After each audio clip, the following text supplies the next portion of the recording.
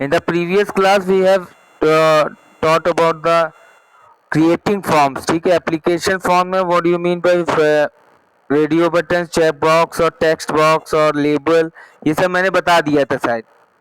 Okay, तो आज की क्लास में उसी में आगे हम आज ड्रॉप डाउन लिस्ट और बटन्स बता दें क्या होता है, इसके बाद आज इस चैप्टर को फिनिश करते हैं। ओके ठीक है, तो ड्रॉप डाउन लिस्ट क्या होती है, what do you mean by drop down list?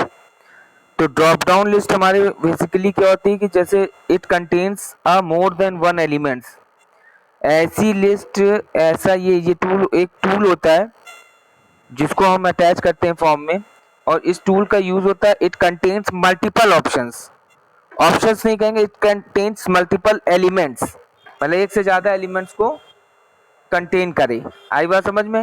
Hello, ठीक है, जैसे जैसे तुमने देखा होगा फॉर्म भरते समय अगर कहीं पर सेलेक्ट करना होता है कंट्री, तो आप कंट्री में अगर सेलेक्ट करो, वहां पे क्लिक करो, तो वो ड्रॉप डाउन बॉक्स लगा होता है बेसिकली, और उसमें बहुत सारी कंट्रीज के नाम होते हैं, फिर आप उसमें से इंडिया सेलेक्ट करते हो, फिर स्टेट पूछा जाता है, तो सपोज करो स्टेट आपने यूपी सेलेक्ट किया। देखा होगा ऐसा, नोटिस किया कभी? कभी भी ऑनलाइन बुकिंग की हो, शॉपिंग की हो, तब उसमें ये सब चीजें, हाँ तो और बच्चों ने भी किया होगा, तो इसी को ड्रॉप डाउन कहते हैं। देखिए उसमें फिगर बना हुआ है पेज नंबर 36 पे, ये ऐसे होता है वो ड्रॉप डाउन। ठीक है, इसके बाद एक आता है बटन। बटन क्या होता है? बटन हमारा वो टूल होता है फॉर्म में, की एलिमेंट होता है फॉर्म में, वो बटन होता है टूल, जिसके थ्रू हम जो भी डेटा हम एप्लीकेशन फॉर्म में भर रहे हैं उसको डायरेक्टली क्या कर सकें, उसको डायरेक्टली हम डेटाबेस में सेव करा सकते हैं। मतलब सारी इंफॉर्मेशन ऊपर से लेके नीचे तक भरी हमने, इसके बाद बटन पे क्लिक किया, सबमिट बटन पे। सब बटन की भी एक प्रॉपर्टी होती है टेक्स्ट प्रॉपर्टी, जिसमें हम लोग ऊपर उस बटन पे लिख देते हैं टेक्स्ट प्रॉपर्टी में कि ये बटन सबमिट है, तो उस बटन के ऊपर ऐसे सबमिट लिख के आता है। फिर क्या होता है, इसको क्लिक करोगे तो सारी चीजें जो भी एप्लीकेशन फ्रंट एंड में तुमने जो भी दी है वो जाके डेटाबेस में सेव हो जाएगी बैक एंड में। क्लियर हुआ यहाँ तक? हेलो, ठीक है, तो ये चीज। अब फॉर्म एलिमेंट्स में अगर हम बात करें, form element, the form element is a container element and its attributes are, तो फॉर्म एलिमेंट बेसिकली एक कंटेनर एलिमेंट होता है, मतलब वो फॉर्म का एलिमेंट, वो एलिमेंट जो बहुत सारी एलिमेंट्स को कंटेन करे। ठीक है, तो इसीलिए इसको कंटेनर एलिमेंट हुआ। उसके एट्रीब्यूट्स क्या क्या होते हैं? एक पहला तो एक्शन एट्रीब्यूट होता है। एक्शन एट्रीब्यूट का मतलब होता है it is a URL that would refer to the program written to process the information. ठीक है, तो एक्शन एट्रीब्यूट वो यूआरएल है जिसके थ्रू प्रोग्राम, जो भी प्रोग्राम कोई रिटर्न है उसको प्रोसेस मिलता है, process to return to process the information, मतलब जो भी दिया गया कंप्यूटर को, एक्शन एट्रीब्यूट क्या करता है, जैसे कोई इनपुट गया तो उसका प्रोसेस होके इंफॉर्मेशन में कन्वर्ट हो जाए। ठीक है, तो ये एक्शन होता है। ठीक है, एकदम इवेंट, मतलब आप एक तरीके से समझ लो, जैसे हमने सबमिट बटन पर क्लिक किया तो एक इवेंट जनरेट हुआ कि ये चीजें सारी डेटाबेस में सेव होनी है। ठीक है, तो इसको एक्शन कहते हैं। ये एक एट्रीब्यूट होता है फॉर्म एलिमेंट का। मेथड होता है, the method attribute is used for specifying how the contents in the form will be sent to the processing program. ठीक है, method attribute is used for specifying how the contents in the form will be sent to the processing program. तो मतलब method attribute वो attribute होता है जहां पर जो भी कंटेंट है फॉर्म को, उसको कैसे प्रोसेसिंग प्रोग्राम के लिए उसको सेंड करना है, ये स्पेसिफाई करता है मेथड। ठीक है, users interact with forms through name control. A few examples of controls are, जैसे कंट्रोल कौन कौन से हो गए? चेक बॉक्स मैंने बताया, list box, radio button and text box, ये सब मैं बता ही दिया हूँ। ठीक है, लिस्ट, हेलो, लिस्ट बॉक्स समझ रहे हैं? लिस्ट बॉक्स में क्या होता है कि जहां पर हम एक से ज्यादा आइटम को एंट्री करा सकते हैं वो लिस्ट बॉक्स होता है। ठीक है, क्लियर? अब इसके बाद आता है इनपुट एलिमेंट। क्या होता है? This element is used to, हाँ किसी का कोई डाउट? Hello, okay, input element, input element this, हाँ बोलो, कुछ आदित्य कुछ बोल रहे हो क्या? Okay, this element is use to insert controls in a form, मतलब ये जो एलिमेंट होता है इसका यूज किया जाता है जो भी इनपुट एलिमेंट का मतलब ये होता है कि जो भी टूल्स हैं, जैसे हमने जो बताया check box, radio button, text box, label, drop down list, button, तो इसको क्या करते हैं कि ये एलिमेंट जो कंट्रोल्स को फॉर्म में एंटर कराने के लिए यूज होता है। This element is use to insert, जो भी कंट्रोल है ये सब कंट्रोल को अगर फॉर्म में इंसर्ट कराना है तो हम इनपुट एलिमेंट का यूज करेंगे। We can insert controls by using the attribute of input element. Input input element का यूज करके हम कंट्रोल्स को फॉर्म में इंसर्ट कराएंगे। ओके, इसके बाद टाइप। रोजी कौन है भाई? रोजी ऑफ माइक ऑफ करें, रोजी। ठीक है, इसके बाद the different attributes of the input attribute में भी डिफरेंस, इनपुट एलिमेंट में भी डिफरेंट एट्रीब्यूट्स होते हैं। ओके, कौन कौन से होते हैं भाई देख लीजिए। टाइप है, पहला तो टाइप होता है। Type, the type attribute specify the type of input element to display the text boxes. For example जैसे कैंडिडेट नेम हो गया, candidate name, candidate address, comma address, the following code needs to be written. ठीक है, type मतलब type क्या होता है कि इनपुट एलिमेंट जो हमने एंटर कराया है तो उसका कौन सा, वो उसका एट्रीब्यूट, मतलब टाइप एट्रीब्यूट किस टाइप का है वो, इस तरीके से। ये माइक ऑफ करें फैज खान और रोजी, वरना मैं अभी। रोजी, ये रोजी कौन है? हेलो बेटे, माइक ऑफ करो ना, आवाज आ रही है। क्या कह रही हो? मेरे को नहीं दिख रहा है, यहाँ ऑफ नहीं है, आवाज आ रही है तुम्हारी। अब हुआ, चलो ठीक है। तो समझ में आया टाइप एट्रीब्यूट। तो ये टाइप, टाइप का मतलब जैसे फॉर्म एलिमेंट देखिए नीचे लिया है कि candidate name input type. Type क्या होगा? टाइप मतलब वो चीज होती है कि जैसे हमने टेक्स्ट बॉक्स, उसका टाइप हो जाएगा। भाई नेम हम डालेंगे कैंडिडेट नेम, तो टाइप क्या होना चाहिए? नेम हम किस में एंटर कराएंगे? टेक्स्ट बॉक्स में ही एंटर कराएंगे। तो टाइप में इक्वल टू क्या कर देंगे? टेक्स्ट बॉक्स कर देंगे। आई बात समझ में? अगर इसी तरीके से अगर अगर यहाँ पे रेडियो बटन लगाना है तो वहां पे टाइप क्या हो जाएगा? Input type equal to radio. जैसे मेल फीमेल में से कोई एक सेलेक्ट करना है। आई बात समझ में? ओके, और वैल्यू, वैल्यू एक और एट्रीब्यूट होता है। तो वैल्यू क्या होता है कि वैल्यू एट्रीब्यूट वो होता है कि जैसे हमने, अब तो टाइप में तो हो गया radio, check box, text box. अब मान लो उसकी कोई वैल्यू देनी है पर्टिकुलर, ठीक है। टेक्स्ट बॉक्स में वैल्यू भी हमने दे दी, जैसे कि तुमने उसमें टेक्स्ट बॉक्स में अपना नाम लिख दिया तो वो वैल्यू में चला जाएगा। ठीक है, हमने डायरेक्ट दे दिया कैंडिडेट नेम और एंगुलर ब्रैकेट्स के अंदर input type equals to text box और वैल्यू दे दी अमन, तो नाम उसमें वो बाय डिफॉल्ट एंटर हो जाएगा। क्लियर? यहाँ तक क्लियर सभी को? साइज, साइज क्या है? साइज भी एक एट्रीब्यूट है। अगर हमने मान लो टेक्स्ट बॉक्स का साइज दे दिया 40 दे दिया तो मतलब उसका साइज 40 हो जाएगा, मतलब ज्यादा चीजें इसमें लिख सकते हैं। आगे देख लीजिए। ऐसे ही मैक्सिमम लेंथ, मतलब लेंथ हमने मैक्सिमम कितनी होनी चाहिए टेक्स्ट बॉक्स में टेक्स्ट की, तो वो दे दिया हमने 2, तो वो लेंथ बढ़ जाएगी। पासवर्ड क्या होता है? Password attribute is use to insert a password. Suppose हमें पासवर्ड लगाना है तो पासवर्ड एट्रीब्यूट का हम यूज कर लेंगे। It is similar to text box attribute except that the text is not display. पर होता क्या है, ये सिमिलर टू टेक्स्ट एट्रीब्यूट के ही सिमिलर होता है, similar to text box attribute के ही होता है। तो इसमें होता क्या, पर एक्सेप्ट क्या होता है कि तुमने देखा होगा पासवर्ड जब भी हम लोग डालते हैं तो वहां पे क्या होता है कि डिस्प्ले नहीं होता है, इंक्रिप्टेड फॉर्म में आता है, डॉटेड फॉर्म में। देखा है ना, ये तो जानते ही होगे। तो ये हमारा password, enter password input type password equal to type क्या हो जाएगा? पासवर्ड हो जाएगा। सबमिट, सबमिट अभी हमने बता दिया। रीसेट का मतलब होता है कि जैसे जो भी फॉर्म में अगर वैल्यू सारी तुमने भर ली, फिर तुम्हें लगा कि नहीं यार यहाँ चेंजेस होने चाहिए थे 2-3 टूल्स में, 2-3 जगह पे, पर तो आप तुरंत रीसेट करेंगे। रीसेट का मतलब दोबारा से सेट हो जाए। आपने सुना होगा लोग कहते हैं कि मोबाइल को रीसेट कर दो, ये भी सुना होगा ना? सुना है ये वर्ड? तो रीसेट का मतलब जानते हो बेसिकली क्या होता है? रीसेट का मतलब होता है रीसेट का मतलब होता है बेसिकली कि फिर से उसको उसी इनिशियल कंडीशन पे पहुंचा देना। हाँ, मतलब डिलीट होके रीसेट हो जाता है फिर से, मतलब आप दोबारा से उसमें चीजें फिल कर सकते हैं।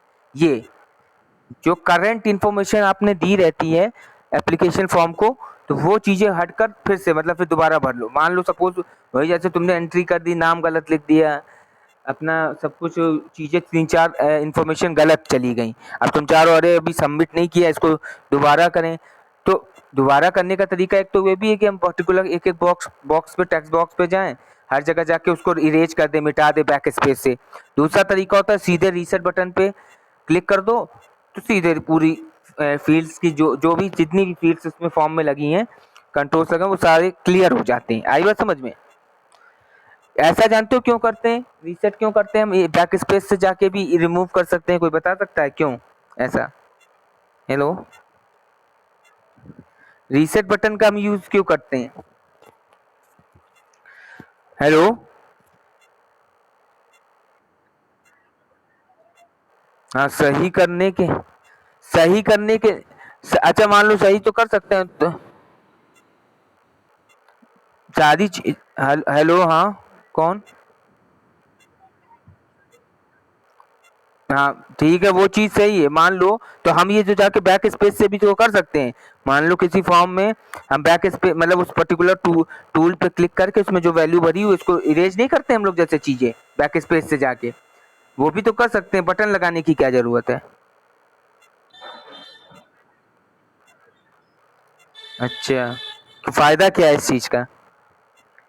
ठीक है पांडे जी, आप तो इस चीज का फायदा क्या है बताओ?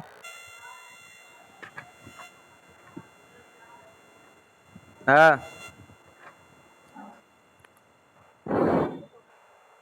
हम्म। हम्म। रीसेंट नहीं पहले तो pronunciation should be correct, recent नहीं, रीसेट। ठीक है। हाँ, तो क्या कह रहा हूँ, वापस आ जाता है।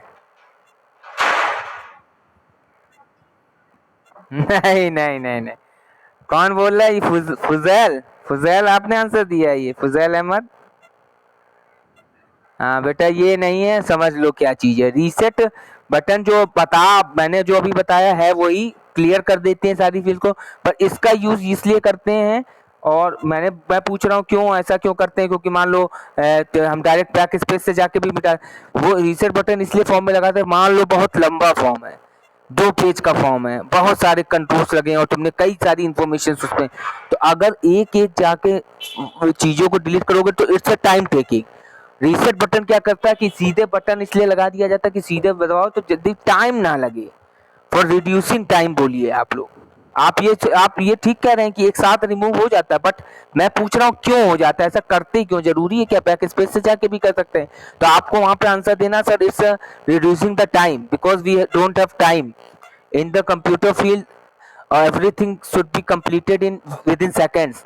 तो सारी चीजें कंप्यूटर का क्यों यूज करते हैं हम लोग? इसलिए करते हैं क्योंकि बहुत सारी चीजें जल्दी हो जाएं, आसानी से हो जाए, जल्दी हम लोग उसको। तो अगर फॉर्म बहुत लंबा है, अब 2-3 पेज का फॉर्म है, उसमें हमने आधे से ज्यादा डिटेल भर दी, भरने में हमको मान लो 15 से 20 मिनट लग गया, तो इरेज करने में भी तो 15 से 20 मिनट लग जाएगा, एक एक चीज को हटाते जाओ। मान लो 5 मिनट तो लग ही जाएगा, 5 या 10। तो क्या बटन क्या करता है, बटन पर सीधे क्लिक किया तो वो सीधे पूरी चीजें पूरी चीजें एक साथ डिलीट कर देगा। मतलब डिलीट नहीं होता है, क्लियर करते हैं, क्लियर।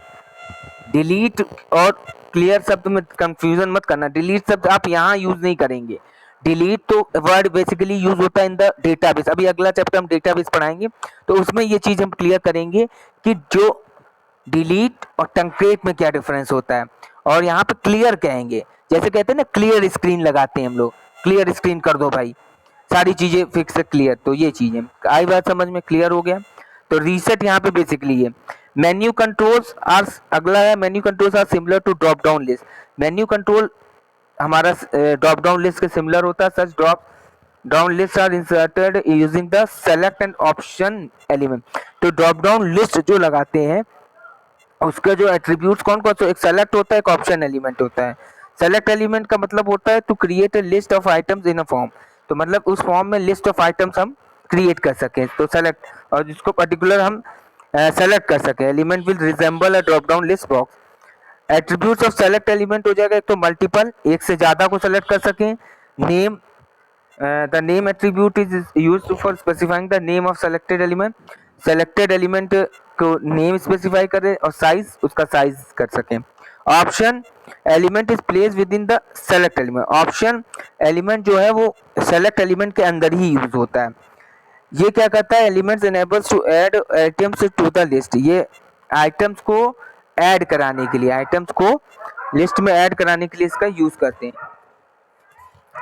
टू द लिस्ट में सेलेक्टेड, इसके भी कुछ एट्रीब्यूट्स हैं ऑप्शन एलिमेंट के। एक सेलेक्टेड है, particular option will appear as a selected by default. जिसको हम सेलेक्ट करेंगे पर्टिकुलर वो सेलेक्ट होके आएगा। Value indicate the value to be retain when specific item is selected. तो जो वैल्यू जो हम आइटम सेलेक्ट करेंगे तो उसकी पर्टिकुलर वो वैल्यू होगी, वो भी हमें सेलेक्ट होकर आएगी। जैसे देखिए फॉर एग्जांपल में एक यहाँ पे प्रोग्राम दिख रहा है आप लोगों को सभी को, हेलो, प्रोग्राम दिख रहा है सभी को, एक यहाँ पे पेज नंबर 39 पे देखिए सेलेक्ट। अब सेलेक्ट क्या किया, नेम, सैलरी साइज कित दिया, इक्वल टू 3। ऑप्शन हमने दिया, अब ऑप्शन दे दिया, देखिए यही ऑप्शन एलिमेंट। बिलो ₹10,000, ₹10,000 से 20 to 30,000, 30 to 40, 40 to 50, अब 50,000 सेलेक्ट। ठीक है, तो इस तरीके से हमने ये चीज लगा दी और हम यहाँ से सेलेक्ट कर सकते हैं। तो कौन सी सैलरी पर्टिकुलर सेलेक्ट करोगे वो हो जाएगा। Codes for output form given above, जैसे एक फॉर्म का आउटपुट कैसे बनाएंगे, क्या चीज करेंगे, वो सारा इसमें लिखा हुआ है देखिए। ठीक है, ये प्रोग्राम आप ये बना सकते हैं, codes for output form given. ये पूरा कोड पीछे देख लीजिए, पेज नंबर 39 और 40, ये पूरा कवर करेंगे तो आपको एक प्रोग्राम बन के आ गया एप्लीकेशन फॉर्म का। बनाना इसको जी, ठीक है। अभी आदित्य पांडे, अभी हम जरा इसको कंप्लीट कर लें, फिर आप वो ओपन करिएगा तो बच्चों को दिखा दें। कुछ बच्चों ने बनाया है, आप सभी को मैं कुछ बताना चाहूँगा। जैसे आदित्य पांडे, और एक कौन आई थी, वो आदित्य राज पांडे की सिस्टर है ऐड इसमें, आदित्य राज पांडे की सिस्टर ऐड है इसमें, नहीं है, आज नहीं आई क्लास में, तो उसने भी बनाया है। तो आदित्य राज पांडे के थ्रू अभी मैं आप लोग अपना वो वीडियो अपना बच्चा ऑन किया है, आप लोग देखिएगा कि उसने कैसे प्रोग्राम बनाए हैं जो भी, तो वो आपको शो करेगा कैसे बनाया, क्योंकि प्रैक्टिकल तो हम लोग अभी कर नहीं सकते, स्कूल में है नहीं, बट इस बच्चे ने बनाया है, इसने आके मुझे पीटीए मीटिंग में बताया था, तो मैंने सोचा कि आप लोगों को भी दिखा देंगे नेक्स्ट टर्न पे। आज के टर्न पे मैंने कहा भी था, ठीक है, जरा कवर कर दें 5 मिनट में, फिर इसको देखते हैं बस। द टेक्स्ट एरिया कंट्रोल क्या होता है, ये होता है used for entering multiple lines of text. Text area control का क्यों मतलब, अगर किसी टेक्स्ट बॉक्स में मल्टीपल लाइंस लिखना है तो उसकी प्रॉपर्टी जानते हो क्या करते हैं, मल्टीपल को चेक कर देते हैं, चेक बॉक्स की, चेक बॉक्स मतलब मल्टीपल लिखा रहता है, आगे चेक बॉक्स लगा रहता है, उसमें टिक कर दोगे तो मतलब टेक्स्ट बॉक्स में हम मल्टीपल लाइन लिख सकते हैं। भाई बेसिकली अगर टेक्स्ट बॉक्स की प्रॉपर्टीज अगर मल्टीपल नहीं करोगे तो हम उसमें एक लाइन में लिख सकते हैं, ठीक है।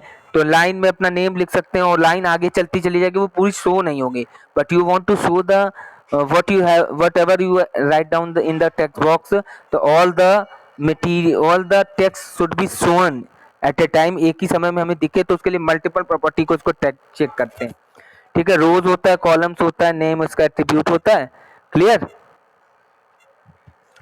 देख लो इसको। लास्ट एक कॉन्सेप्ट पेज नंबर, यहाँ तक भाई क्लियर है सभी को, फास्ट तो नहीं गया मैं, पढ़ लेना इसको, ना समझ में आया तो बताना, ठीक है। हेलो, चलिए अब आते हैं लास्ट, इसका टॉपिक है वेब पब्लिशिंग। वेब पब्लिशिंग और वेब होस्टिंग देख लेते हैं, ये मेन कॉन्सेप्ट है, क्या होता है। वेब पब्लिशिंग का मतलब होता है the process by which a web page is made a part of the world wide web is called web publishing. देखिए, the process by which a web page is made a part of the world wide, देखो process मतलब web publishing का मतलब होता है कि वो process जिसमें किसी वेब पेज को वर्ल्ड वाइड वेब में उसको एज अ पार्ट बनाते हैं, मतलब अच्छा वर्ल्ड वाइड वेब जानते हो क्या होता है, www वर्ल्ड वाइड वेब नहीं जानते हो, हाँ बताओ साहिबा परवीन बेटा, हाँ बताओ बेटा, साहिबा बोलो चलो, किसमें होता है?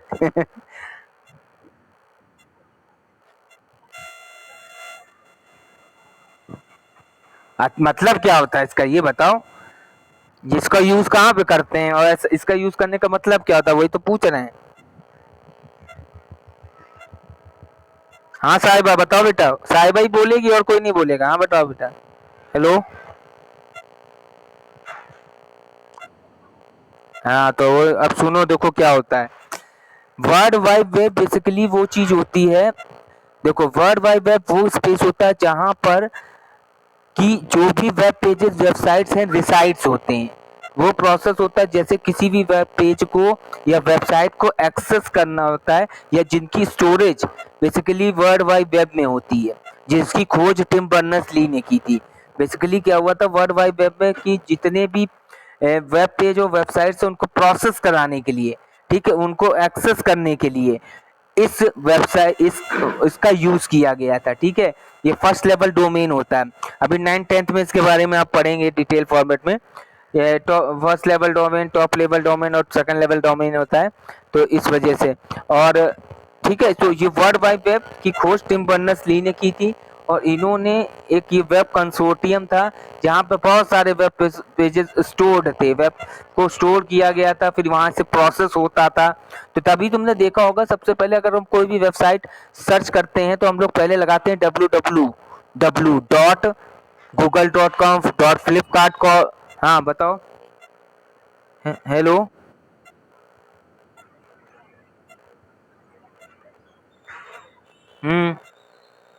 ठीक है। हाँ इसलिए, हाँ डब्ल्यू लगाते हैं, तो इसलिए।